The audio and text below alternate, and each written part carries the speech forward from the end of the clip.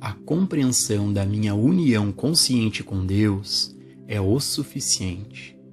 Em minha unidade com Deus, sou um com toda a vida espiritual em todos os lugares. Deste lado da sepultura, do outro lado e do lado da vida que ainda não se manifestou neste mundo. Todo o espaço está preenchido com a vida de Deus. Todo o espaço e todo o tempo, passado, presente e futuro. E somos um com essa vida, até mesmo com aquela que ainda não nasceu. A vida existe antes do nascimento, e a vida existe durante e depois do nascimento. A vida existe depois da morte, porque Deus é vida, e Deus é a única vida. Não há poder que possa impedir a vida de Deus de se expressar. A vida de Deus vive para se expressar. Podemos restringi-lo, entretanto, pela crença de que depende de órgãos ou funções físicas. Mas a vida de Deus é espírito, e não precisa de ajuda material para sustentá-la. Portanto, a vida de Deus pode se expressar onde quer que queira, e assim o fará. Mas cabe a nós remover as barreiras que afirmam que é dependente de um processo, dependente de um órgão ou de uma função. A vida depende da graça de Deus, e somente da graça de Deus. Quando a graça de Deus deseja que a vida de Deus apareça, ela aparece. A união consciente com Deus traz realização. Ser conscientemente um com Deus é ser conscientemente um com a vida espiritual de todos os seres e todas as formas. E então, tudo o que for necessário para a nossa realização entrará em nossa experiência. Se forem pacientes para serem curados, ou alunos para serem ensinados, eles nos encontrarão. Se forem quadros a pintar, ou livros a escrever, se for casamento, família ou negócios, tudo se manifestará. Nada pode impedir Deus de se realizar, uma vez que tenhamos feito contato com Deus. Se não fizermos contato com Deus, Deus ainda estará se realizando, mas não em nossa experiência. Uma vida harmoniosa e bem-sucedida depende de uma única demonstração, a demonstração de unidade consciente com Deus. Se uma pessoa vem até nós com um problema, e se podemos nos tornar conscientemente um com Deus, essa unidade com Deus aparece em sua vida como a experiência de que ela precisa, mesmo que possamos não saber qual é essa necessidade, e ela mesma não pode saber o que é. Tudo o que ela sabe é a carência que sente, mas não sabemos nem podemos saber como a satisfação aparecerá em qualquer situação particular. No caminho infinito, não faz diferença qual a natureza do problema. Uma pessoa pode ter febre, outra pode ter calafrios. Um pode ter um tumor e outro uma falta de provisão. Tudo o que temos que fazer para ajudá-la é tornarmos-nos conscientemente um com Deus. E, qualquer que seja a natureza de sua necessidade, ela será atendida. Seu cumprimento deverá vir em menos ou mais carne, ele virá. Se tiver que se demonstrar em mais ou menos companheirismo, ele o fará. Deixando a inteligência divina operar nas relações humanas. Qualquer que seja a forma da necessidade, a inteligência divina cuida de todo o assunto, sem que nos interponhamos com nossas crenças. Isso reforça o ponto de que um praticante nunca deve dar conselhos humanos quando é chamado para obter ajuda.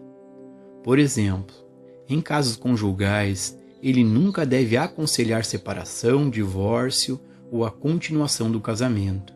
Ele não deve ter opinião alguma sobre isso. Ele deve fazer contato consciente com Deus e deixar Deus fazer pela vida daquele casal o que ele quiser. Se a vida deles for mais bem realizada juntos, todos os obstáculos a essa união serão removidos. Se, por outro lado, for necessário que eles sejam separados para encontrar a realização individual, este espírito conscientemente percebido trará a separação rápida e sem dor, sem perda para nenhum dos dois.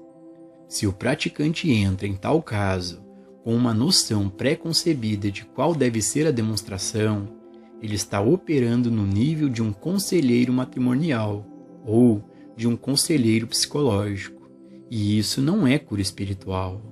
A função de praticante não é determinar se uma pessoa deve ser casada, solteira ou divorciada, se deve morar nesta cidade ou naquela cidade, ou neste país ou naquele país.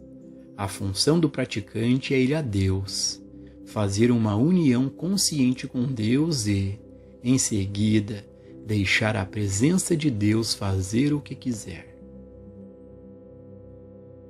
A única coisa essencial: a compreensão da presença de Deus. O princípio de alcançar a unidade consciente com Deus é eficaz em todas as atividades da vida. Quando estou dando uma palestra ou dando uma aula, nunca vou a Deus pedindo uma mensagem.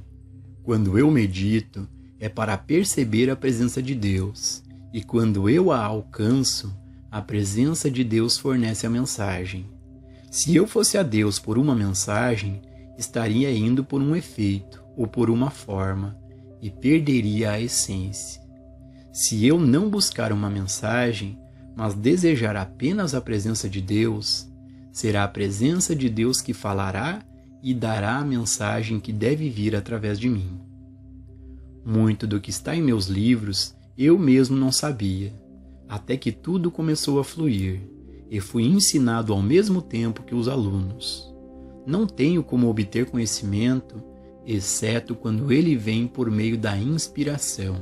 Então, por experiência, aprendi a não querer mensagens, a não querer pacientes e a não querer alunos. Só uma coisa eu quero e preciso: o sentimento e a consciência da presença de Deus, a consciência de minha unidade com Deus. Deixe-me sentir que Deus está vivendo minha vida, e vou confiar em mim mesmo para dar a volta ao mundo sem mala ou roteiro, ou para qualquer aula sem uma mensagem. Deixe-me sentir que Deus está segurando minha mão, que a presença de Deus está comigo, e, como Daniel, também não terei medo de leões, mas gostaria de ter certeza de que tenho Deus bem ali ao meu lado. Ou eu poderia ficar muito assustado até com um gatinho inofensivo. Se fizermos nosso contato consciente com Deus, nossa vida se cumprirá de acordo com o plano de Deus, não de acordo com o nosso esboço do que deveria ser. E o plano de Deus geralmente acaba sendo muito melhor do que qualquer coisa que poderíamos planejar. Não existe poder pessoal, e aqueles que acreditam que existe, mais cedo ou mais tarde, encontram um poder maior do que eles próprios, e às vezes são quebrados por ele. Mesmo confiar em Deus para algo pode ser perigoso, porque muitas vezes não é em Deus que nos apoiamos, mas em uma ideia em nossa mente, uma crença ou um conceito de Deus, e não podemos nos dar ao luxo de nos apoiarmos nisso. A única coisa em que podemos nos apoiar é o nada. Nada que sabemos, nada que possamos ver, ouvir, saborear, tocar ou cheirar. Nisso podemos nos apoiar, e realmente nem teremos que nos apoiar. Estaremos descansando no ser de Deus. Pois os meus pensamentos não são os vossos pensamentos, nem os meus caminhos os vossos caminhos. Minha paz vos dou, não como o mundo a dá, eu vos dou. Os pensamentos de Deus e a paz de Deus transcendem a compreensão humana, mas eles vêm apenas para a pessoa que fez a união consciente com Deus. Nessa união, todas as coisas aparecem no mundo exterior. Perdendo o medo dos efeitos. A correta mensagem da verdade colocada em nossa consciência pensada, ponderada e meditada, vivida e praticada, desenvolvem um estado espiritual de consciência. Podemos ver como essa prática se torna consciência realizada se tomarmos a premissa básica de que não há poder na forma ou efeito, e trabalharmos com isso. Esse princípio pode ser testado colocando-se dinheiro na nossa frente e observando, para ver se há algum poder nele. Imediatamente, observamos que ele permanece onde o colocamos, e lá ficará para todo sempre e sempre, simplesmente morto. Não tem poder, não pode sair e comprar nem mesmo uma xícara de café, não pode atrair interesse, não pode se multiplicar, não pode vir para mim e não pode ir para você. No minuto em que isso for percebido, podemos relaxar e desistir de lutar por isso. Vale a pena lutar por algo tão morto quanto este pedaço de metal ou papel diante de nós? O poder não está no dinheiro, o poder está no suprimento. O Espírito invisível de Deus, a inteligência ou amor que está dentro de nós. Esse Espírito de Deus atrai a forma de suprimento para nós. Isso nos manterá, e o Espírito de Deus dentro de nós fará uso dele de maneira inteligente e amorosa. Agora, podemos usar o dinheiro como ferramenta ou instrumento, porque a inteligência que trouxe até nós é a inteligência que sabe o que fazer com ele, e pode gastá-lo ou investi-lo. Não é pelo dinheiro que vale a pena lutar, é a sabedoria espiritual que o traz até nós que vale a pena ser conquistada. O dinheiro é um instrumento ou forma de oferta, é a expressão externa da oferta, mas não é o suprimento. Sempre que pensarmos em precisar de dinheiro, comida, roupas ou moradia, devemos nos lembrar que isso não é suprimento. Essa é a forma de suprimento, mas o suprimento em si é infinito e onipresente, porque Deus é suprimento. Deus é infinito, Deus é onipresente, e onde quer que eu esteja, Deus está. Portanto, tenho provisão infinita. Repetir ou ler isso não fará com que aconteça.